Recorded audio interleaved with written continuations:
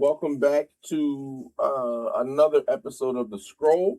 We are treating this like a college semester and we're back from summer break. It is Frank Grouch and your favorite host, Lilac Boot. Say what's up to the people. Yeah. We took a couple weeks off. Boots had her vacation. My birthday was in the mix here. Both of our birthdays are in June, so for us it's kind of like a vacation month. So sometimes we record it, sometimes we take our time off. But hey, summer break is over and we're back with all kinds of ridiculous news. So I'm going to go ahead and pass this off to Boots and get us started. Go ahead, Boots. All right, so naturally, while we were on vacation, the gaming industry decided to wait until we were gone to absolutely set itself on fire. Every single time. If you've been on social media at all this week, last week, or shit, the last 3-4 weeks, you know everyone is panicking about the death or supposed death of physical games. But to understand like the sheer outrage, we have to look at like the exact timeline of how this unfolded for the past couple of weeks. It's a lot. Buckle up, guys. Going for a ride. So it all started on June 18th when Rockstar Games officially opened up pre-orders for Grand Theft Auto 6, locking in that massive November launch date. Now, the hype was at an all-time high until the details dropped that the retail physical editions hitting store shelves will not actually feature a playable disc. Instead, you're paying full price to open a plastic case and find a piece of paper with a digital download code. Now, all right. Okay. As these bullet points hit, I'm going to interject. So the first thing here, that Grand Theft Auto Rockstar, that was a shitty move. Yes. That's the first step. And I'll get into that more down the line. But ultimately, you don't need to release a physical box for digital codes if I can just digitally pre-order the shit now. Like, what's the box for? Just let me pre-order the shit digitally, like I can already do. There's no need for the boxes. That's not that was a weird thing. Yeah. So that's the first domino is right there. Keep going. No worries. So naturally, the community immediately clocked this as an illusion of ownership. So there's a tweet of someone who actually pre-ordered the game, but then someone retweeted it and put owner in quotation marks with a laughing emoji. Okay? Right. So that's one. So I'm going to interject here and say digital ownership should be a thing. If I buy whatever license for whatever thing, be it game, movie, music, whatever, that license is mine. You shouldn't be able to revoke that, no matter what. So that's another argument. I don't believe that people who own digital media should be punished. Right. I feel like because I buy the license, I spent my money, it's still mine. Right. I have access to the thing. You can't delist the thing that I bought. I don't give a shit. That's my argument. I'm not saying that digital is bad. I'm saying that their practices that they have are bad. Right. Next bullet point, please. I'm sorry. It's okay. If I wait, I'm going to forget and I'm going to lose my point. So I'm going to keep dropping them in. So yeah, we're good. No worries. So also, I want to interject. And we're going to bring this up a little later down the line. The Stop Killing Games bill that was in Cali that was trying to pass had failed like a day and a half before the GTA announcement. So that's a thing we're going to get back into. But yeah, going forward. Sorry. Right. No worries. So then phase 2 of this entire thing happened on July 1st. So while everyone was arguing about how Rockstar was just an isolated case of corporate greed, Sony decided to walk in on that day and say, "Hold my controller." So what they did was they dropped an official PlayStation blog post announcing that starting January 2028, they are entirely discontinuing physical game disc production for all new PlayStation releases. First party, third party, doesn't matter. If it drops post January 2028, it is 100% digital only via download codes or the PS Store. Which is bullshit. Correct. And 1 second, going back to the screenshot that I had. Let's see. Okay, and to make the timing even more toxic, my Our beloved Frank Grouch dropped a link in our Discord showing that on the exact same day they announced the 2028 physical deadline, they quietly finalized the dates to completely shut down the legacy PS3 and Vita digital storefronts. You literally can't make this up. I mean, they're just forcing us into an all-digital future while actively deleting the digital past. So. And the sad thing is, and this is someone, I think this is a stupid decision, and I hate it. And this is someone speaking to you who is fully digital PlayStation, because I don't personally like the clutter of all the disc boxes and all the shit that comes with owning all the discs. I was a big fan of GameStop because when I beat a game, I would get rid of the game. And I would be fine with that. Just like with my digital collection, if I'm done with a game, I delete it off my hard drive. If I want to play it again, just re-download the shit. That's fine for me. Right. I like the choice and the option of being able to do that. Because I have friends who are very into the physical media of it all, and they want the collection. And I respect that. I have a physical collector's edition of Yakuza Like a Dragon Pirate Island, Like a Dragon Infinite Wealth Pirate Island in my closet, in my little collector's area, because I like the game. I will buy a physical copy of a game for a collector's edition because I like the game. I chose to go digital because of where I was at and my plan of if I ever decide to move or if I want to rearrange the space, it's going to be a million times easier without 700 boxes of games. I have 500 games in my gaming library. I don't need that many boxes in my house. That's fair. Like I know there are people who collect their games and they have the neat bookshelves full of all the games from back in the day. To me, I don't need that. That's too much stuff because it doesn't work for me. So I'm okay with digital when I have the option. Right. Taking the option away makes that worse. I don't support this. Yeah. I feel and I just find it funny because everybody's like, but Frank, you buy all digital because I have the option to do it. This is not. I'm not being forced into this. I chose this. Don't be mad at me. This is a choice I made. I like this choice. But making me go all digital is not the way.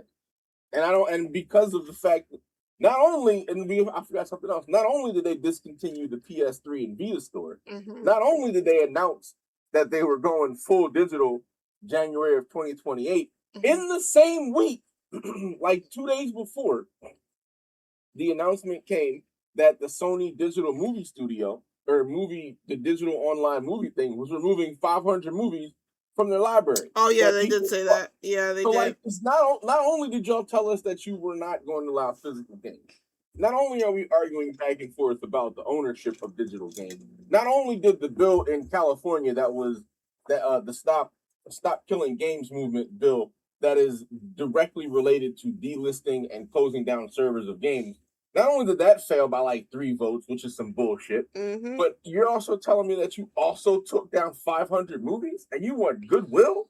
They got lambasted on Twitter when they announced that. Lambasted.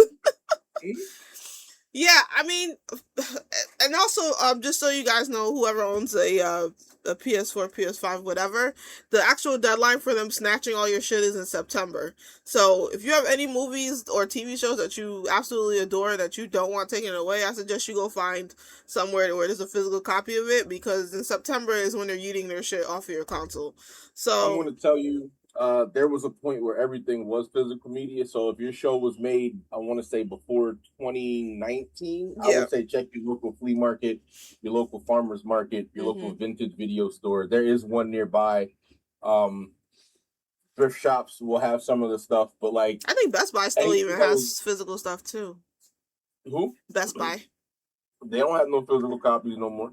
Are you sure? Because that was like 2 years ago. Whatever they have might just be old stock that they're getting rid of, but I'm pretty sure they're not stocking new shit. Oh no, I wasn't even thinking about to get a controller. Yeah, I wasn't thinking about new movies.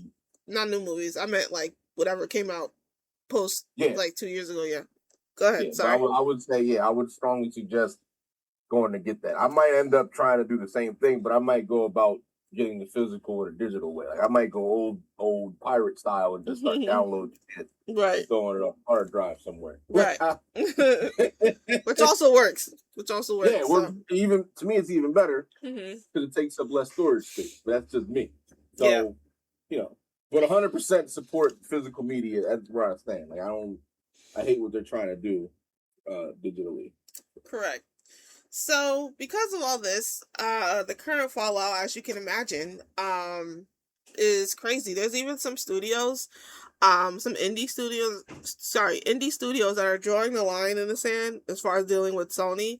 Um, there's a company called Aeternum Game Studios who basically dropped an official statement saying that, that they're with everyone, they're committed to making physical editions of their games. They said physical media was the very soul of gaming and that they're rallying behind everyone. Just in case you guys feel like it's not the end of the world. There's a lot of people that are totally behind the physical media thing. There's another company called It's.io. They're basically like GOG as far as like having not having like that DRM on your games where like if you download the game you actually own it. There's no licensing, like they won't snatch the shit off your computer. So if you're looking for cool games on there, you can that won't get snatched, there's there. Someone else also tweeted places where you can get your physical games, or rather just games that won't get yeeted off of your system. The URLs is shadps4.net, rpcs3.net, pcsx2.net, and duckstation.org. For those of you who don't know, those may or may not be emulators. Right. That we're telling you about. We're not saying that you can play old PS2, PS3, PS4, PS1. Yeah. Oh, I'm sorry. PS1, 2, 3, and some 4 games on these emulators. We're not saying that. But we are saying that if you happen to look up these websites and download these things, you can get the files to play. You maybe be able to play some old PS1, 2, 3, or 4 games on there. And the emulator for the PS5 doesn't exist yet, but it may or may not be in development right now. So give it some time and you'll have the emulator, but the problem is probably going to be finding the big ass file for it. So honestly, right. Yeah, just give it some time. Give it some time. Yeah, there's also two major studios who, the games are coming out soon, so it makes sense that they're still having physical copies of them. But I know Insomniac definitely said that their physical version of their games is going to have a disc for Wolverine. And then also Halo also said the same thing from their newest campaign was also going to have a physical disc. So, nice. But that's recent stuff. It's not really, it's not post 2028, so don't think of it as of they're down with what what Sony is doing. This, you gotta kind of wait to see if these people are going to put their their money where their mouth is as far as like the physical versus digital stuff. But I think what's going to happen is I think Sony might end up rolling it back, but I think what'll end up happening more than it not happening, I think the death of Xbox is going to be what ends up moving Sony to digital fully. Well, here's my thing. I've been seeing some stuff where Sony kind of been standing on business despite the outrage. So like they basically announced again that they weren't that they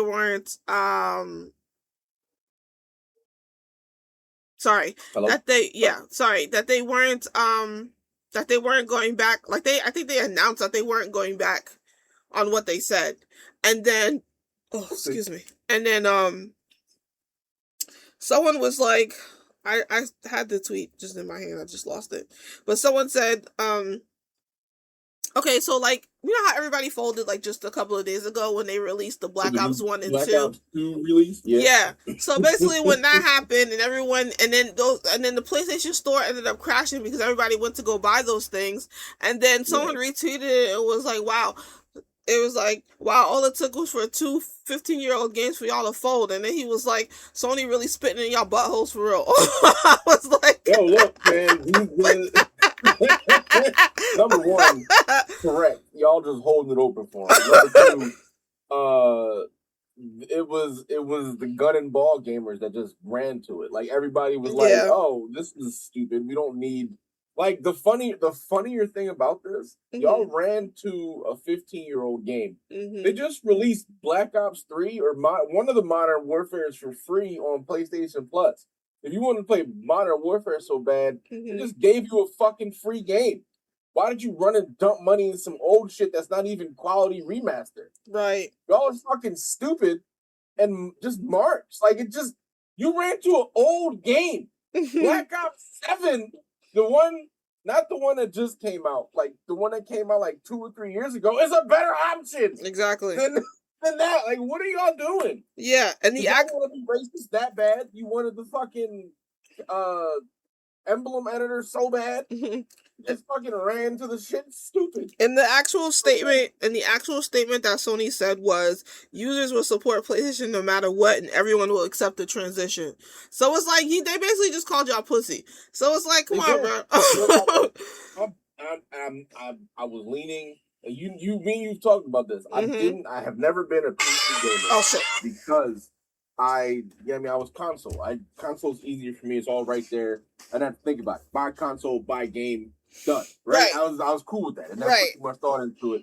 But this announcement, I have already started my process to shift over to a PC for gaming. Like at this point, you don't have nothing to hold me here. Like okay, most of the games that I play, I can drag my account over to the PC because most of the games have these cross accounts anyway. So, like exactly. And then if I get the right launcher, like you know what I mean. So like I'm not missing out on shit. I already got like you telling me I'm Spider-Man. I already beat it. Spider-Man 2. I already beat it. God of War Ragnarok. Beat it. Like it's not like I'm missing anything here. So like all the Sony games, the only one y'all got coming out that I haven't, the only ones you got coming out that I really want are Lafay, Lafay. I forget. I don't know, whatever. New God of War, Angry Wife, and Angry Wife. Go ahead. Yeah, I'm looking forward to Wife of War. I think it's gonna be a fun game. And I'm Wolverine. Like I want Wolverine because I'm Insomniac. They're good. And then GTA. I haven't pre-ordered GTA. I didn't plan on doing it anyway, so I wasn't going to jump on the wave. Like, I'm not going to hold you. Even this announcement is kind of fucked up, but my theory is this. You told me 2028 is when you're doing this, so you got me on the hook for a year and a half right now. If you don't change your ways by the time I figure out this gaming PC thing before the end of 2027, that's on you. I'm out.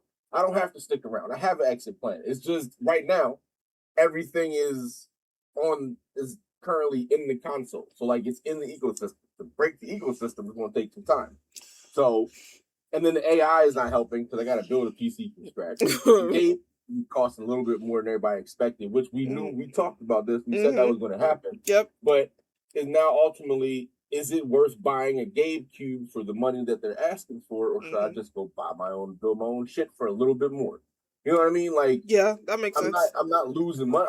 At this point, it's you know what I mean. Half 6 in one hand, half dozen the other. If I buy my own computer, I can customize it. GameCube, it's one and done. You know what I mean? Like I can.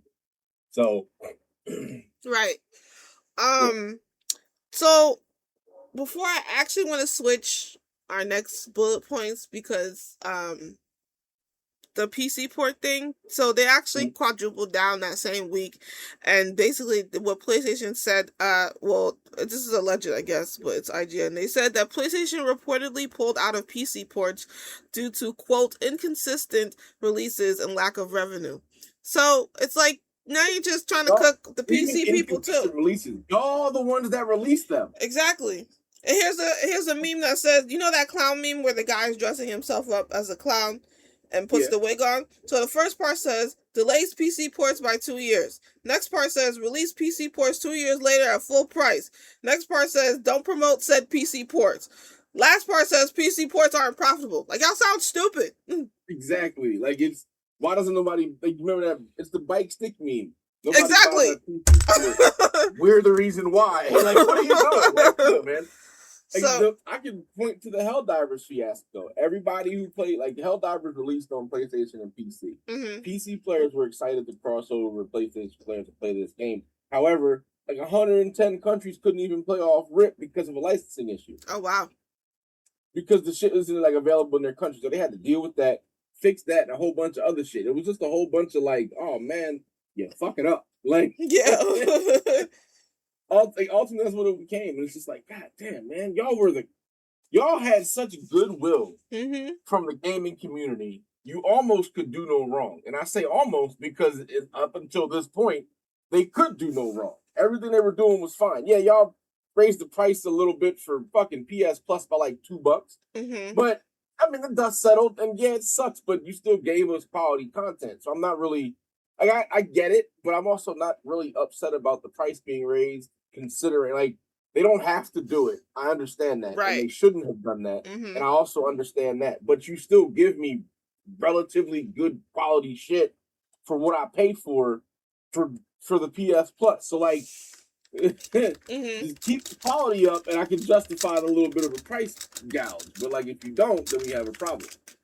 So I don't know, man. Like I just wish they, you know. Yeah, I know it's a lot. So shareholders, man, shareholders are evil.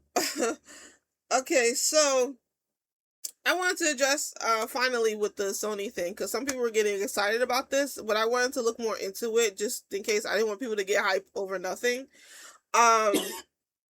So, people are sharing screenshots saying like PlayStation is getting sued for a monopoly over, this whole fiasco. So, the thing is, the lawsuit actually started back in 2019. Because basically what happened was they just agreed to pay $7.85 million to settle a long-running antitrust class action lawsuit in the U.S. So, just so you know, the lawsuit claimed that Sony was creating an unlawful monopoly on digital games. So back in 2019, Sony had stopped allowing third-party retailers like Amazon, Best Buy, or GameStop to sell digital download codes for PlayStation games. So, because you could only buy digital games directly from the PlayStation Store, the lawsuit basically is saying that Sony intentionally killed price competition, forcing players to pay higher prices for digital downloads. Now, while Sony denies any wrongdoing, the settlement means that certain customers who bought digital games between April 2019 and December 2023 will automatically get credits deposited straight into their PSN wallets once the final approval clears. So this is separate from the other shit that they're because they have actually another lawsuit in the UK battling over like digital storefront overcharging. Okay. So, but basically this whole thing is it kind of proves exactly why some people should be scared of 2028, because if they just agreed to that settlement when they're the only storefront in town, then the price is just going to go up. So then if they completely eliminate the disc drives, then the PlayStation Store isn't just a choice anymore. It's like a mandated monopoly. So it's they're basically still just getting what they want. So there's also keep in mind that right now in Europe, I believe just across the EU and in Brazil, they're trying to instill legislature to not allow them to go full digital. Not entirely sure how well it's going to cross and work out, but they're working on it. So there's that. So, so just so, you guys understand, if you do own if you have a PSN account, you don't have to do anything. There's no, like, claim form to fill out. If your account is deactivated, though, you do have until the end of August 27th, to contact the settlement administrator through the official site, which is psndigitalgamesettlement.com, to claim your portion as like a physical check. But don't expect like a massive windfall. After the lawyers take their cut, which is like up to like 25%, then the remaining millions is going to be split. Like $5. Yeah, among like maybe there's probably won't even be enough to get you a game on sale. It'd be like 70 cents. Right. So it's being split among an estimated 4.4 million eligible users. So, most of y'all will probably just see a credit of like a couple of dollars, like Frank said. So is it based on the amount of money you spent on the PlayStation Store between 2019 and 2023? Or is it just if you bought a digital game, you get a little bit of this money back? Yeah, you have to have been someone who purchased one or more digital games on the PlayStation Store between April 1st, 2019 and December 31st, 2023. The catch is that you the game you bought must have been one that previously had retail download codes available before April 2019, and the price must have increased by at least 50 cents after Sony did what they did with the third party retailers. So it's some caveat shit. So like it's probably even less people that realize they're getting paid out than they are. Well, yeah, because it's like you have to have seen. So like, say if you bought I don't know, The Last of Us on the PlayStation Store, sorry, if you bought The Last of Us with the download code and then the price went up like more than 50 cents on the actual PlayStation Store, then those are like the people that would be getting their money back, because it's like you basically robbed or took away the control from someone else not being able to get it from the the PS Store. Right. Not just The Last of Us, but I think Resident Evil 4 is eligible and the Mass Effect trilogy is eligible. Like whatever came out like in between those years. But yeah, even if that wasn't the catch, it's an estimated 4.4 million people that are eligible for this specific scenario. So even after like you said, even after the lawyers take up all the money, it's still, you might just get a couple of dollars back. So the deadline to opt out or object to the settlement passed about a week and a half ago, July 2nd. But a federal judge in California is scheduled to hold the final fairness hearing on October 15th.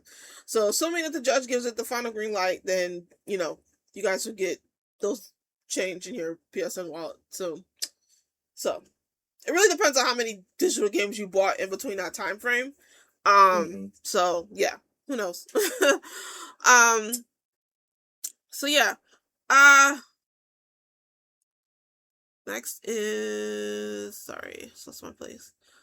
Alright, so the Stop Killing Games heartbreak. Alright, so if you want to understand why indie studios are panicking and drawing lines in the sand right now, look no further than the legal battlefront. So Frank pointed out a massive update this week on the grassroots Stop Killing Games movement. For anyone who needs a refresher, Stop Killing Games is the global consumer rights campaign pushing for laws that would force publishers to provide an end-of-life plan, like an offline patch or a private server tool, before they permanently kill a game's servers and turn your $70 purchase into a plastic paperweight. Now, what happened was they were backing a massive piece of legislation in California called the Protect Our Games Act, or AB 1921. It actually passed the California State Assembly in a historic 43-16 victory earlier this summer. But what happened was it had went to a critical state Senate committee vote, and it failed to pass by the narrowest margin imaginable.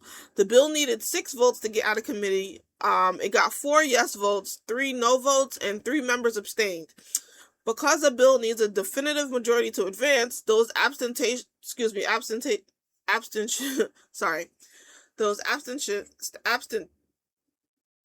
killed it. They were literally just 3 votes away from a world-changing consumer protection law. So, yeah, it's they said they're going to try to bring it again, but like, I feel like those 3 people will have somebody in their pocket. My answer is always, if there's something that is out to help the customer and it gets taken down or brought down or stopped, follow the money. And that's the problem, because you know what? They didn't have any budget doing this. They did this all on their own. Like, they really this is really like the David versus Goliath thing, because they were like alone, and then like they were going against that powerhouse lobby, the Entertainment Software Association, and those people sent in like high-priced corporate lobbyists to like basically kill the bill. Like, those people, they were telling politicians that forcing companies to keep games playable would drain resources, quote, and fundamentally break copyright laws. It's basically like the big ass corporate versus consumer showdown, and it just sucks. Like, I don't understand. Yeah, it's the same old. Like, what the fuck? Look, man, I am ready for. I don't want to say that. I will say this: I am ready for shareholders to all get swallowed up by the earth. That's what I want to happen, because shareholders kill everything. Private equity also kills everything. So, like, yeah, if you hear something you like has been bought out by private equity, give it like 6 to 8 months and it'll die. So shareholders, private equity, they're all bad.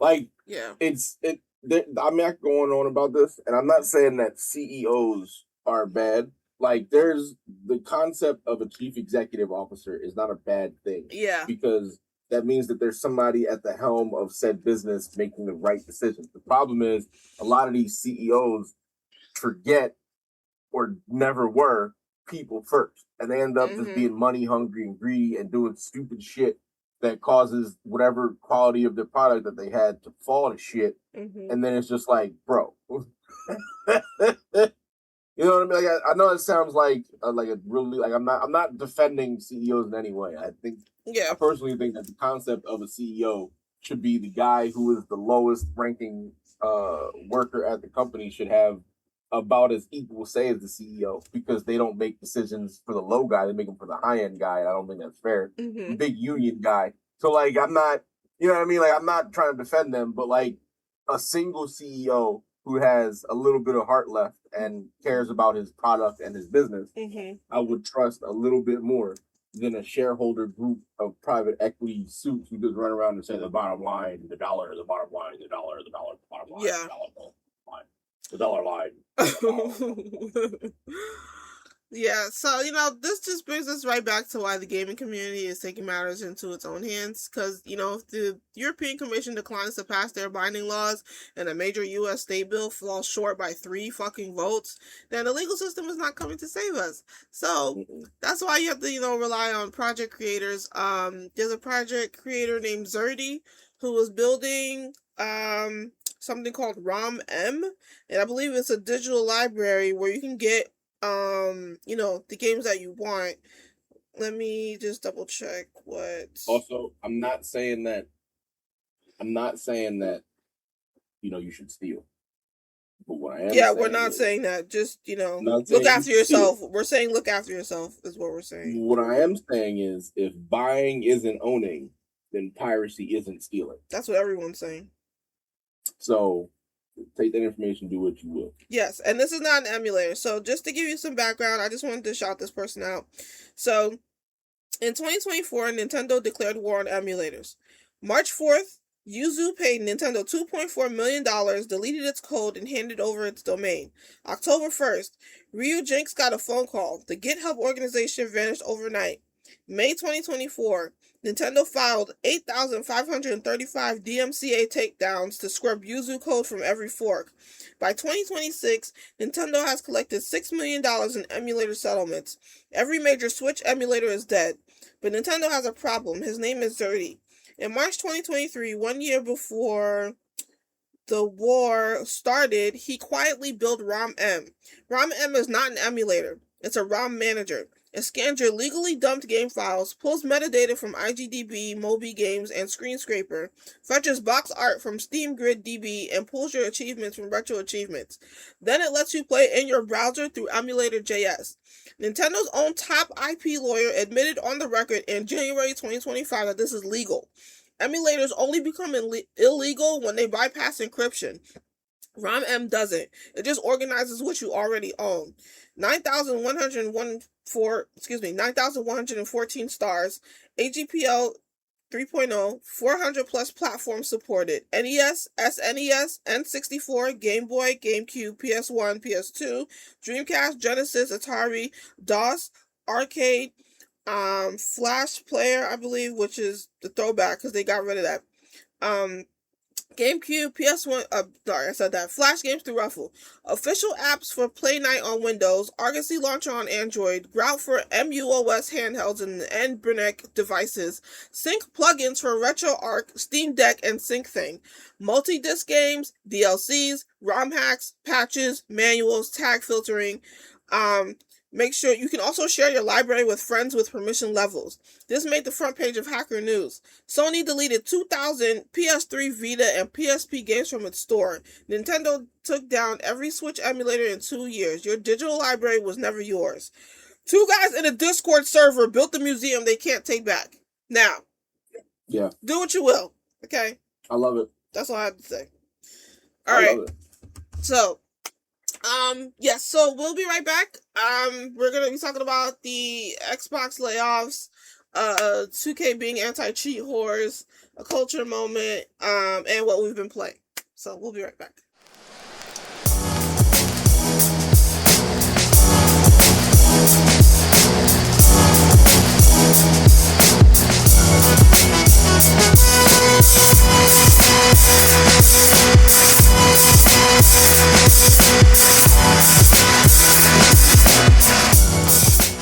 And we're back.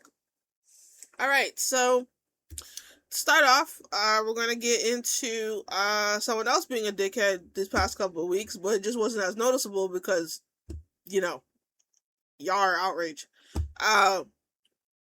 So if you thought Sony was the only one burning down the house this week, Microsoft has just entered the chat. Xbox is undergoing a massive corporate restructuring right now, following the end of their fiscal year on June 30th. Our new CEO, Asha Sharma, is calling it, quote, a gaming reset. So the rumors flying around the industry, backed up by veterans like George Broussard, is saying that this could bleed into thousands of jobs.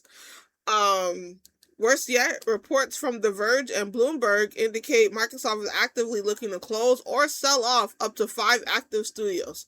We're talking about legendary names like Arcane Leon, which is the studio that potentially might be canceling their upcoming Blade game. Actually, I think they did cancel it now that I'm remembering. I have to double check. But also Double Fine, Ninja Theory, Compulsion, and Undead Labs. So their internal memo leaked, and the math is crazy. Xbox spent over $20 billion on content investments over the last 5 years, and that's not even counting the $69 billion they spent on Activision Blizzard. Yet their annual revenue actually declined by nearly $500 million in that same window. Their profit margin dropped to a pathetic 3%. Corporate is basically admitting the massive studio buying spree strategy of the last half-decade completely failed, and the developers are paying for it with their livelihoods. Yep. Good job, Xbox. Good job. That, and then the other side of it is they went all in with AI, and that's not helping them out either. Like Yeah, so they're fumbling hard. I feel bad that Asha was brought in as a hatchet man. Basically. And it sucks because that's not, I mean, it's unfair to her, but also damn, I wish y'all had not done this. Right. Y'all just did your jobs right and focused on making games, probably wouldn't be in this predicament. But y'all wanted to do other stuff. Yep. So, for example, South of Midnight is a really good game. That's Compulsion, I believe. So. Yeah. Yep. Yeah. So, also I heard this chick, that's this Miss Ma'am from Xbox. She's supposed to she got pinged for what was it? She got picked for something. I'll look it up. It's a very interesting government position. Yeah. Yes, she's going to advise the Federal Reserve on AI and jobs. Like, what the hell? Yeah. That's not suspicious at all. Not even a little bit. Like. Yeah, it's like the awkward timing of the new Federal Reserve job. Yeah, okay. Deep wire. Let me see.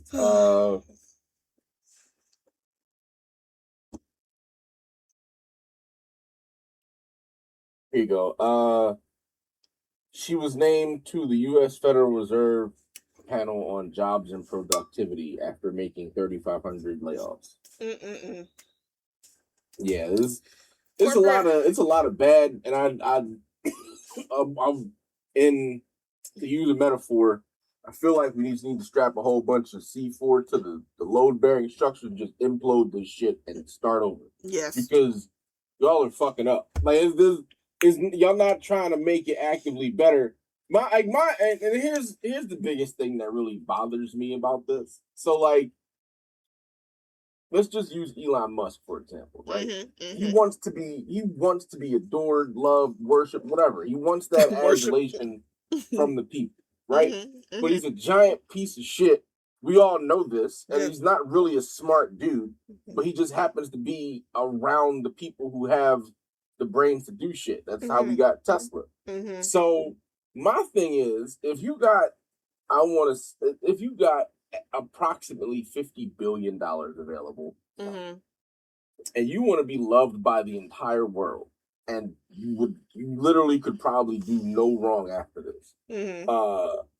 Why would you not just take 6 billion of your 50 billion and end world hunger so everybody could be like, you know what? That Elon Musk was a piece of shit, but he didn't end world hunger. So, you know, like in my head, I'm like, y'all got all this money and you literally cannot spend all of this money. There's nothing you can buy to get rid of this money. You can't take it with you when you die. So what is the point? Money can't unlame a nigga, so you still corny. You just got a lot of money. So like, what is the purpose? Just go ahead and do some cool shit, so you can be like, yeah, you were a piece of shit. But like, I'd rather be like, yeah, you were a piece of shit. But as opposed to being like, yeah, he's a piece of shit, because you ain't even do good shit with space. You can't even get your fucking ships off the ground. So like, scrap that bullshit. Admit that you're fucking stupid. End world hunger. And go fucking die in a ditch somewhere from a ketamine overdose. That's it. Just leave us alone. Exactly. And I mean, the same thing can be trickled out among any other billionaire. If you only need like 20 billion to fucking end homelessness in America, and they haven't done that yet. So like, y'all all just sitting there hoarding this money like a bunch of dragons. For those of you who like, you know, high fantasy, just hoarding all this shit like a bunch of dragons. You need to be slayed. Is where I'm at with it. Spread the gold around back to the village. That's where I'm at. So, exactly. You know, that's it. That's my end of rant on that nonsense. That doubles down to Xbox and everybody else, because why are you laying off your gaming divisions here? Like, exactly. What are you doing? So, Frank, all of this, you know, corporate ecosystem crap, you know, directly trickles down to, you know, our actual gaming experience. So I have to bring up a personal grievance, because 2K got on my nerves this past couple of weeks with Civ 6. Now, as a PC player, one of the primary reasons to own a massive 4X strategy game like Civ 6 on Steam is the thriving modding ecosystem. Okay, we're talking about total overhaul mods, UI fixes, custom leaders, you know, and balance patches that keep a game relevant for years after release. And I mean years. Okay, this game came out in fucking, or I don't remember exactly when it came out, but I bought it in 2016. So that means this game is at the very least 10 fucking years old, okay? So, what 2K decided to do was push out a sneaky background update alongside a hyper-aggressive automated anti-cheat wave. So their automated anti-cheat tool is completely overstepping. It's scanning players' PCs and hitting a hard kill switch to prevent the game from even booting if it detects perfectly safe standard background mod managers or trading software running on your computer. It doesn't care if you're just playing a strictly single player offline campaign against AI, it just locks down the shit anyway. My whole thing is this. They're so incredibly fast to slap a buggy corporate launcher in front of our games, but when their broken anti-cheat system aggressively fucking flags completely innocent single-player custom tools as malicious exploits, they just want to shrug. Listen, it ties directly back to what we were talking about this whole show. Corporate gaming does not want you to control the software you paid for. From Sony systematically being a dickhead executing physical discs to 2K blacklisting background tools on your own PC, they just want absolute final authority over your hardware. You guys can kiss my ass, okay? I found a way around it. I don't care. I'm still going to use mods on my fucking Civ 6 game because I paid for it. So I'm going to enjoy it until I'm done with it. Exactly. Okay. I agree with you. I'm not sorry, hold on. Mm-hmm. I love mods. Mods were the reason why I like Fallout 4 so much, because when Fallout 4 first dropped, it was broken, and you could like stat boost yourself all the way up to like max stats. Mm-hmm. That was fun. I don't mind doing that, because like Fallout, I don't mind playing Fallout. I'll play Fallout vanilla, like, yeah, I mean, just straight across the board, take my time across the wasteland and learn stuff. Mm-hmm. But also, that shit is involved.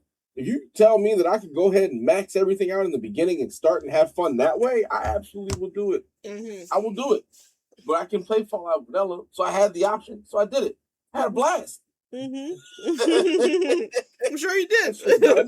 Doing challenges out of there, I can do it. It's fun. That's cool. But yeah, I mean, I don't hate mods as long as you're not modding something that's going to call like in a competitive game. Yeah, multiplayer. Yeah, just don't do it in multiplayer. But if you're playing by yourself, then there's no reason why you shouldn't be able to mod anything. That's ridiculous. Yeah. Anyway, next thing you idiots decided to freaking scream about is Assassin's Creed. So, if you're not aware, Assassin's Creed Resynced just launched this past Thursday on the 9th. So leading up to the launch, the internet was like absolutely on fire about two things: game-breaking bugs and aggressive microtransactions. So everyone was bracing for impact and expecting a paywall around every corner and a broken mess. Well, I finally played it this morning for about like an hour, and I have a completely different story to tell. So when I first booted it up, it actually did feel a bit buggy. I thought, oh god, here we go, the rumors are true. But then the game did something incredibly helpful. So when it launched, it said that my game was installed on my hard disk drive, and that I wasn't going to get the most out of its features, and strongly recommended that I install it on my solid state drive. So I did. So right after I saved whatever part I was on, I uninstalled it and reinstalled it on my solid state drive. And then once I booted it again, it also let me know that the driver for my graphics card was also out of date. So once again, I saved, turned the game off, updated my graphics driver, and then I opened it again. And let me tell you, once it was on my solid state drive with fresh drivers, that game ran as smooth as hell. I didn't see one bug, stutter, glitch, nothing. So now I'm like, well, I'm curious to know how many of those unplayable launch bug complaints online are just people needing to like optimize their fucking setup. Like, what are y'all doing? Like I did see the bug at first, but that's just because I just didn't fix the shit. So once I did what I was supposed to do, it ran perfectly fine. And for those people that are talking about some aggressive microtransactions, I have no idea what you're talking about. Like, someone has to show me, because I literally did not see that. And it's stupid because it's like, like literally. So if you played Black Flag, and it's not spoilers because the game is fucking 100 years old. Old enough that you've seen it by now. Exactly. So I got to the point where you get to, the initial, when the game starts and you're on the ship, and then it teaches you how to battle with the ship, and then you get stranded on some random island, and you chase the fucking Templar person, and then you steal his clothes, and then you meet the rich idiot, and then you both travel to Havana, and then you get to Havana, and then you run into one of the Spanish generals or whatever the case. So that whole time, I did not run into microaggression. There was nothing about it. Like, I could see if when you get to the point where you get to the Havana and you have to buy the swords, like your first swords, and you see some extra special swords, and then you try to get that, and they're like, okay, well, you can't get this extra special sword unless you buy this pack here, and blah blah blah. That never happened. So I don't understand what everybody's talking about. I really haven't seen. There's no microtransactions. And then if they're talking about, so actually, I spoke to Brett about this earlier. Like, I called him when I was playing it, and I was like, I don't know what everyone's talking about. And he was saying that maybe it was in the menu. But my whole thing is, there's a difference between you going to the actual store in the start menu as opposed to the shit being in your face. Yeah. Like, if you go up down to microtransactions, you can't complain. Exactly. So it's kind of like it's like you saying get all this Target shit out of my face, but you're in Target. Why are you there? Oh no, I'm looking at pictures of McDonald's food. Please don't show me McDonald's stuff. What are you doing, bro? Exactly. So that's why I'm like, I really don't know what everyone's referring to. Like, if you do see it, if you want to hit me up on Twitter or Blue Sky or whatever and show me exactly what microaggressions, or excuse me, microtransactions you guys are talking about, then please let me know, because I haven't seen it.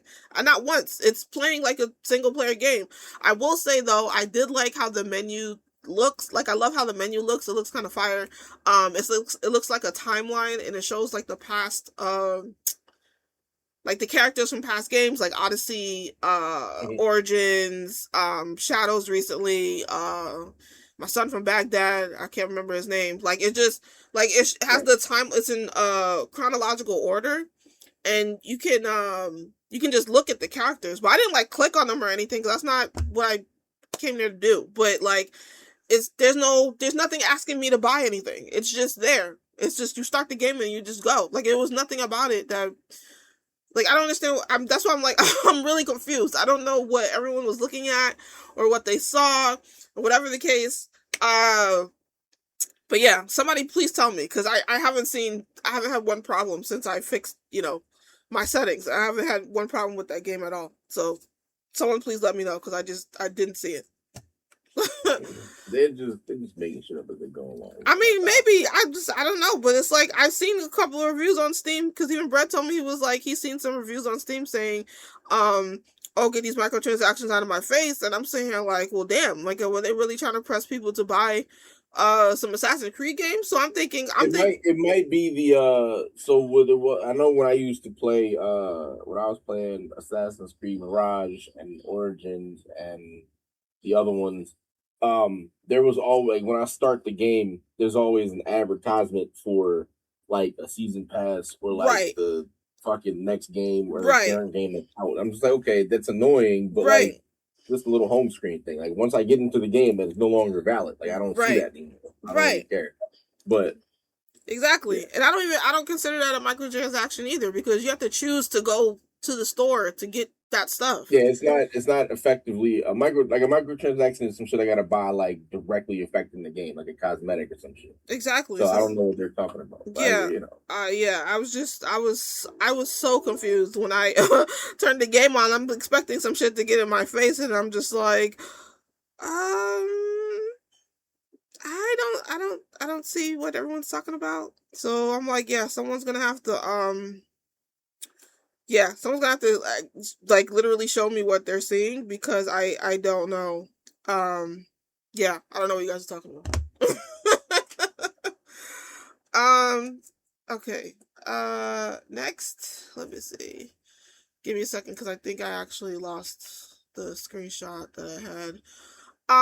So basically one day during I want to say last week or 2 weeks, I had I just happened to be scrolling like on Threads, and I'm never on Threads. Like I hardly go on Instagram, so I damn sure I'm like never on Threads. Right. So I went on there and I follow Kid Fury. If you don't know him, he's a LGBT pop culture podcaster. He has his own podcast called The Read. And someone decided to disrespect Deborah Wilson. If you don't know who Deborah Wilson is, she used to be a cast member on Mad TV, but late in her later years, she's done a lot of motion capture for a lot of video games. She was in Wolfenstein. She was in one of the was it Jedi Survivor or the one before that? I know she was in one of those. Yes. She's in Destiny 2. She's in, I mean, we can. You know what? Let's give her proper flowers. Yeah. I can't find this damn screenshot. Let's see. Where is it? Here we go. Video games specifically. We're gonna look at those. So starting in, like you said, she started on Mad TV as a reoccurring cast member. Deborah Wilson has also been in several movies and several movies and also TV shows. So let's see, where would you have seen Deborah Wilson? I'm taking a look. She was in Scary Movie 4, using her character that she played on Mad TV, the Oprah Winfrey character. That was in 2006. Let's see. She was a troop member of the Navi. She was a Navi troop member in Avatar. Oh wow. She did a voice in Hoodwink 2, the movie, the random kids movie about outdoors animals. Let's see.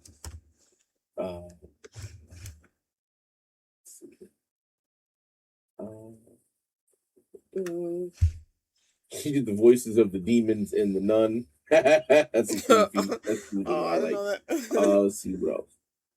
She was the voice of Nambi Gima in Rise of Skywalker. She was the voice of Deborah in Mortal Kombat Legends Battle of the Realms. Mm-hmm. She did let's see. She was a shark in Baby Shark movie. And yeah, let's see what else. TV, like you said, Mad TV. She was a recurring cast member. She did a lot of voices for Family Guy as well. Going through here, Clone High, like she was on Black Dynamite a couple times. Let's see. Yeah, like she's been a lot of voice roles on TV. And right now she's currently on, let's see, she was in Eyes of Wakanda. She was in Marvel Zombies as Denise. Oh, wow. She's in Dr. Seuss's Horton as Trudy. She's in the Among Us series getting ready to come out as the Yellow member. Oh, wow. She's in the Doomies as Mordam, and she's Kendra / External in X-Men 97. So she's currently everywhere on TV, popular stuff. And then, of course, gaming-wise, let's see. She was GTA 5. She did population stuff. She was, let's see, Halo 3. She was a Marine. She was Marines. She was Storm in the official X-Men game. Let's see, what else we got here? She was Batari in Far Cry Primal. Oh, yes, she was. Oh, my God. I forgot about that. She was Rebecca Fane in Mirror's Edge Catalyst. She was Amanda Waller in Batman Enemy Within. She did Izzy in Just Cause 4. She was Ambassador Sienna in Guild Wars 2. Let's see. General Lyons in Call of Duty Modern Warfare. She was Sophia Akande in The Outer Worlds, and she did motion capture for those two roles as well. Yeah. In Days Gone, she was Addison Addie Walker, and in Wolfenstein, she was Grace Walker. No relation, but she did motion capture for those roles as well. Let's see what else. Sarah Junda, Star Wars Jedi Fallen Order, like you mentioned. Let's see what else we got here.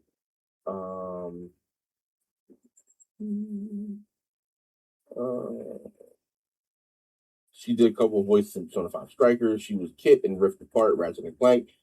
My favorite, and my siblings' favorite, Destiny 2. She was the voice of Savathun, one of the main characters in the series. She was Monju in Monster Hunter Rise. She did Okoye for Marvel's Avengers, the DLC, the Wakanda DLC. Okay. Let's see.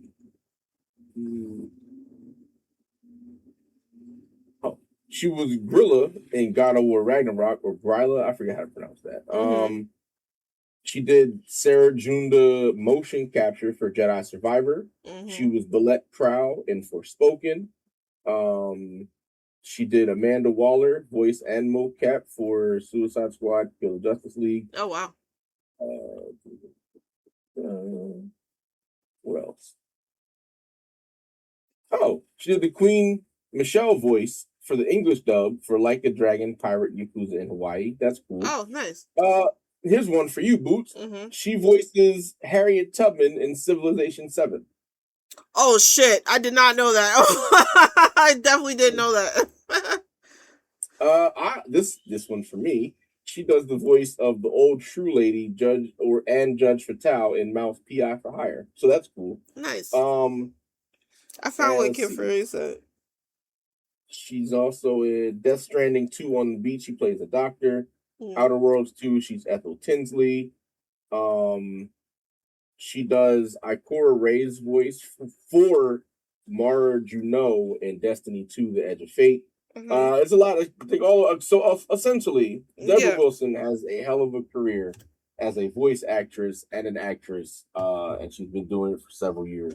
And we love her on this show. Yes. Let's throw that out there. So, absolutely. Yes. So, what happened on Threads was this account called We Do Fan Castings had the nerve to respond to the Marvel Wolverine, because apparently she's going to be in that too.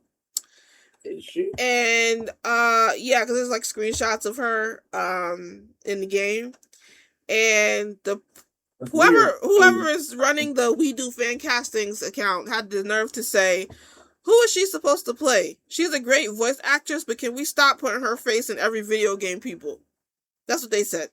So then, well, I just read the thing. Mm-hmm. I didn't see her name on the list for the cast in the game. It probably was a well, I'm seeing the screenshot. She's definitely in it. Maybe they just didn't announce it yet. I don't know. But then in response to that, though, Kid Fury had said, "Bitch, are you cool? Deborah Wilson is not only a phenomenal voice actor, she's a great actor, period. Which means she probably gets mocap jobs because she can emote well. She's also a recognizable and beloved face spanning decades of her hard work. She's in, quote, every video game because she deserves to be. This is why you make fan casting and professionals do actual casting." Exactly. That's what he said. So, y'all mind y'all business when y'all see black people in video games. That's really what it comes down to. Because it's like... Oh, no, a black woman got a job. Oh, yeah, nigga, they're nice. What do you want? Yes, mind your business, like, please. Well, I don't know exactly what to say here. Like, you mad because Deborah Wilson's getting work? Fuck that. Deborah Wilson should do all the voices. Exactly. Like, I mean, I love Pre-Summer too. She can do a couple voices, but Deborah Wilson deserves all the flowers. Exactly. Right? She's been holding down gaming for a while. She clearly got hired again because she does good work. Like, if she sucked, she wouldn't have gotten all those jobs that Frank just mentioned. So what the fuck?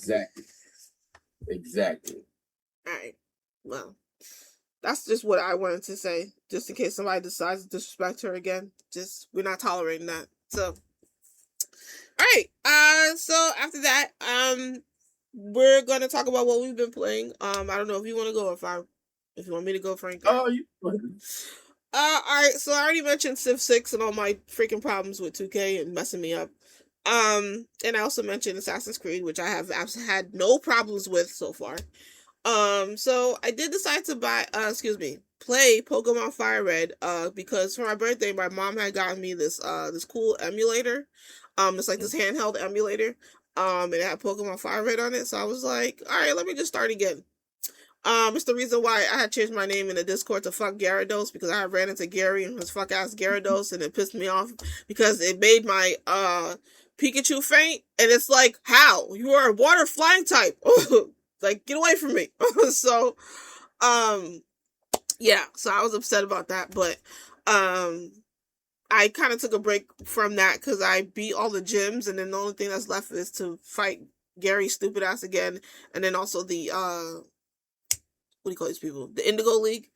And then, yeah, I beat the game, so I just decided to take a break on that. Next game I had played, was called The Root Trees Are Dead. If you're not the type of person to play something that's, I don't know, like a AAA game, or you just don't want to see any shootings or whatever, and you want something nice and calm, that is a good game to play, especially if you like drama. Basically, it's a mystery game, and your main goal is to find out how everyone's related. The quick synopsis is that, a famous family, who owns a candy company tragically passed away in a plane crash. The CEO, his wife, and 3 daughters horribly, passed away. And your job is to basically figure out who is who, how everyone's related, because since the candy company was so facemous, there's people coming out of the woodwork saying that they're related to them, trying to get money. One of the family members basically hired you to figure out how everyone's related. And yeah. So it's cool if you want some drama without doing a lot. It does take a bit of research, I will say, because in the game it's supposed to be like 1997, I think, or 98, some shit like that. It's the late 90s. So in the game you have like a basic computer. It's basically Windows 98 without being Windows 98. And then you got the browser that's supposed to be Internet Explorer, which it clearly isn't, but obviously for copyright reasons. But it's basically you have to use old school. Yeah, you basically have to use old school equipment to do your research and see who's related to who, and so on and so forth. It's actually kind of fun. I had fun like searching finding out stuff. But yeah, it's fun if you like mysteries and you like figuring shit out. It's a fun game. Um, and then I finally got into Ball Pit. So I finally bought Ball Pit. I'm having a lot of fun. I just like that game. Obviously it reminds me of just a bootleg pinball machine, and I love the what do you call that? Like the small little city building part of it. Just yeah, it's just fun. It's like a dungeon crawler mixed with like some small tiny bit of city building and all of that. And yeah, I just have fun unlocking new characters and new abilities and stuff, and it's just fun. It's just a fun game. I don't explain it. It's just chaos. It's just chaos, and it's just fun. And obviously, I told you guys I said Assassin's Creed already. Oh, and then I just got back into, like, Pal World again, right before we started recording. So, my attention is mainly probably going to be focused on that and Assassin's Creed for, like, the next, like, 2 weeks. Yeah, that's basically what I've been playing, so. Yep. Okay. Yeah, I've been playing... I went back to Cyberpunk 2077. Nice. I had already beaten it. And I already beat the DLC, but I went back to try to change, get another ending. Different choices, yeah. Yeah, change some stuff up. So like I finished the I finished the storyline, and I rescued Songbird. I saved her. So like, look, I'm sorry for spoilers. The game has been out for like 8 years now. Yeah, get over it. It's up. Like, all right, I'm sorry. But I saved Songbird, able to get her on the ship. I ended up shooting Idris Elba in the head. Oh, she shit. died. And I just moved on past that. There's more stuff to do after that, but ultimately I saved Songbird, and then I'm going through just the motions afterwards. I'm now working on finishing the main story part and getting a different trophy there. And basically putting Johnny on the back burner. Like it's a lot of stuff you gotta do. Yeah. Since like my thing is I beat it once the first time, straight up raw, no guides, no nothing. So now I you know what I mean, if I want to get a specific ending, I gotta follow the path. So I'm gonna let them tell me exactly what answers to take when I gotta take them and then go from there. Right. Went back to Destiny 2. They dropped a really big update at the beginning of June. And it's a really nice update. So me and the gang have gotten back together, and we are playing Destiny 2. Rivals dropped a new season. I was like 2 seasons. So this is funny. 2 seasons ago, I was morally staunchly opposed to Marvel Rivals and was not playing the game. They did my character selection dirty. They did tanks like dirt, and then like the next season, they kind of came back into good graces and dropped the dinosaur, and he was a really good character and had a lot of fun. And then this season, they just took kind of the handcuffs off and gave everybody team ups, and it feels like way more fun again. So I'm back to playing that right now. Nice. Yeah. Downloaded GTA 5 because I wanted to play the story mode on my PlayStation 5, and that is it. And I got some other stuff. Mouse PI dropped a new update where I can replay levels, so I might go back and try to get some collectibles from there. Yeah, but other than that, just kind of like cycling through random shit. I do want to get back and finish Dead Space. I need to do that, so I'm probably going to do that starting this week. I'll finish that off. But other than that, that's it. I ain't been playing much else. All right, nice. Oh, I forgot to say, I also was playing Against the Storm because before, Assassin's Creed had came out, because they had released an update too. And normally when you play that game, you're only allowed to play with or it's only up to 3 creatures, but they did some major update where I guess the game is more balanced or whatever the case, but it never felt unbalanced to me personally. But now you can play up to 4 creatures. It's just that you're not allowed to pick the 4th. Well, you weren't really allowed to pick the 2nd and the 3rd creature technically. But now you have the ability to have 4 different creatures helping you. So I guess your city will be more balanced maybe. I don't know, but it didn't really felt like a major change to me. It was all right, but I just kept playing because I just liked the game. So that makes sense. Yeah. All right. Yeah, so that's it for this episode of The Scroll. Thank you guys so much for tuning in. For those of you who got my business card, I'm gonna get the site up, I swear. I haven't had time. And yeah, I think that's it. Frank, you got anything else you want to announce? No, anything No, coming up? that's pretty much it, man. Just keep abreast of our social media. We'll be around. What we gotta do, talk about it, let you guys know what's up. Talk to you next time. On the scroll. All right, bye, guys. Later.